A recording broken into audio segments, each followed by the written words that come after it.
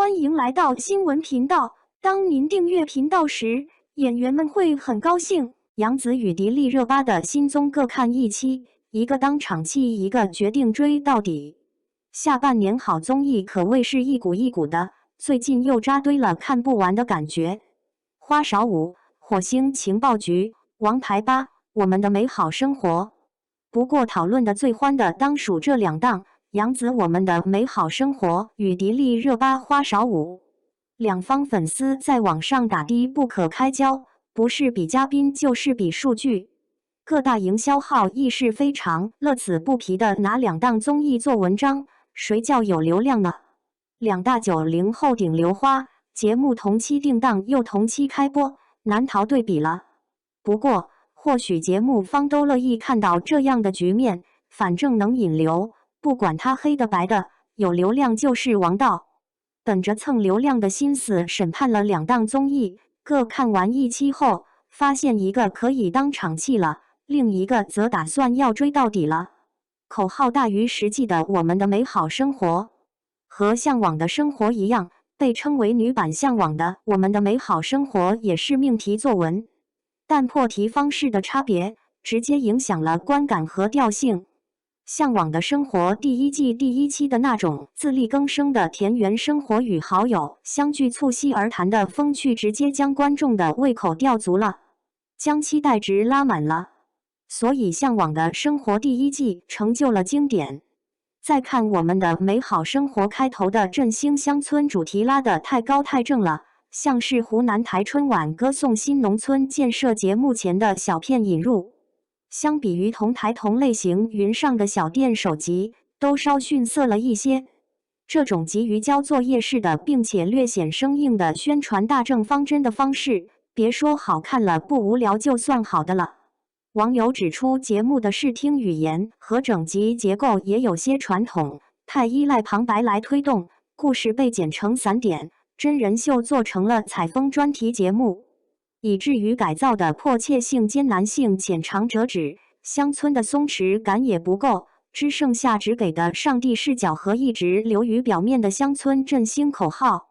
其实节目的常驻艺人搭配是很棒的，杨紫与谢娜负责玩梗搞笑，林心如负责贤惠，这种组合给人的感觉挺舒服的。可惜了，节目组貌似没做好打造新慢综的准备。第一期给人的感觉就是主题蜻蜓点水，形式过于大而不实，没有让人有向往的美好感，所以看第一期就当场气了。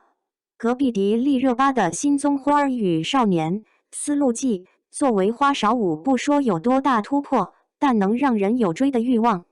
有官媒盛赞《花儿与少年》思路记开播让人眼前一亮，看过花少的观众想必都领略过这档综艺的汹涌，太能搞事情了。嘉宾互撕、尔虞我诈的情节差点成了该节目的标配。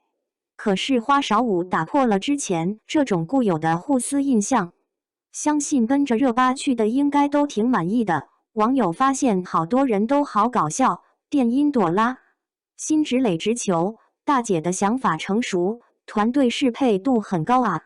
甚有网友直呼花少5成了最新的电子榨菜，目前看来每个人都好爱。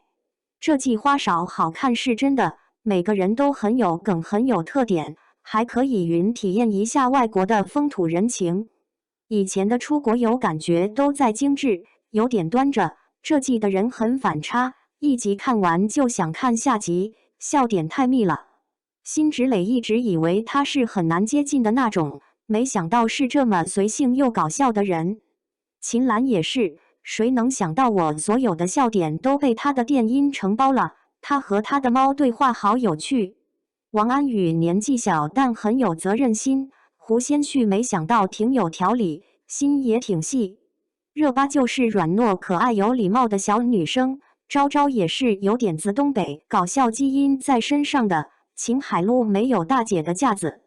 目前花少5里的每个人都挺喜欢的。这节目与其说是搞笑，不如说是放松，没有互撕，没有争吵，没有乱七八糟的勾心斗角，就是能让你忙碌之余尽情的开怀大笑。而且这综艺剪辑也搞笑啊，剪不出来冲突还硬要放那种紧张氛围的 BGM， 真就挺反差的。好在瑕不掩瑜，花少舞不仅全员有梗，而且节目立意也很好，能让我们普通人也了解一下“一带一路”的实际意义。国家强大，我们才会更好。对此，小伙伴们有什么看法呢？